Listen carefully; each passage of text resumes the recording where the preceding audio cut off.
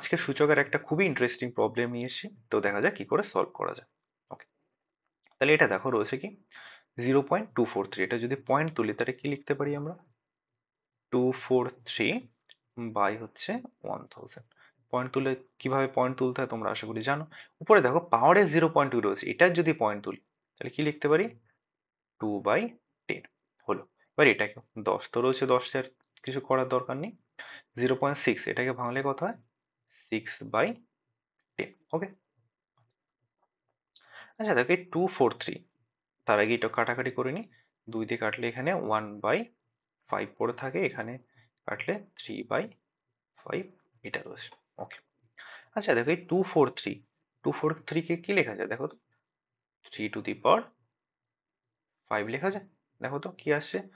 3 × 3 × 3, 5টা 3 কত হচ্ছে? 3 × 3 = 9, 3 × 9 = 27, 3 × 27 = 81, 81 × 3, 3 × 3, 3 × 24। তাহলে কি 3 টু দি পাওয়ার 5 মানে 243 লিখতে পারি। তোমাদের প্রমাণ করিয়ে দেখালাম যে কিভাবে আসছে। ওকে, এই হাজার রয়েছে, হাজারকে লেখা যায় 10 তার মাথায় কিউব, তাই তো? 10কে 3 বার গুণ করলে হাজার হয়। ওকে, লেখা গেল। আর পাওয়ারে কত রয়েছে এটা? 1/5, তাই তো? আর এখানে কত পড়ে রইলো আমার?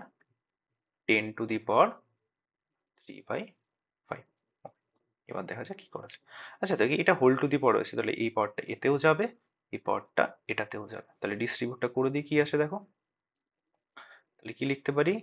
3 টু দি পাওয়ার 5 ইন্টু 1/5, নিচে রয়েছে 10 টু দি পাওয়ার 3 ইন্টু 1/5 লেখা যায়। দেখো এই 5 আর 5 কেটে যায়। আর এখানে কি রয়েছে? 10 টু দি পাওয়ার 3/5। আচ্ছা দেখো এই যে যেটা 3 ইন্টু 1/5, এটাও কি 3/5? তাহলে এটাকে যদি একটু গুছিয়ে লিখি তাহলে কি লিখবো? উপরে রয়েছে শুধু 3, নিচে রয়েছে 10 টু দি পাওয়ার, এই 3 ইন্টু 1/5 মানে কত? 3/5। আর এখানে কত ছিল? এখানে দেখো অলরেডি 10 টু দি পাওয়ার 3/5 রয়েছে। তাহলে এই টোটাল টার্মটা, এইটা আর এটা টোটাল কেটে যায়। তাহলে কত পড়ে থাকে? শুধু 3। তাহলে এইটাই বের করতে বলেছিল, এটার ভ্যালু কত? তাহলে এটার ভ্যালু কত এলো? 3 এলো। দেখো অঙ্কটার মধ্যে তেমন ট্রিক বলতে জাস্ট এই ভাঙানোগুলো রয়েছে। এগুলো যদি একটু ট্রিকি ভাবে ভাঙানো যায় তাহলে অঙ্কটা ইজি। তো আজকের অঙ্কে এইটুকুই ছিল, আশা করি তোমরা বুঝতে পেরেছো। তো থ্যাংক ইউ।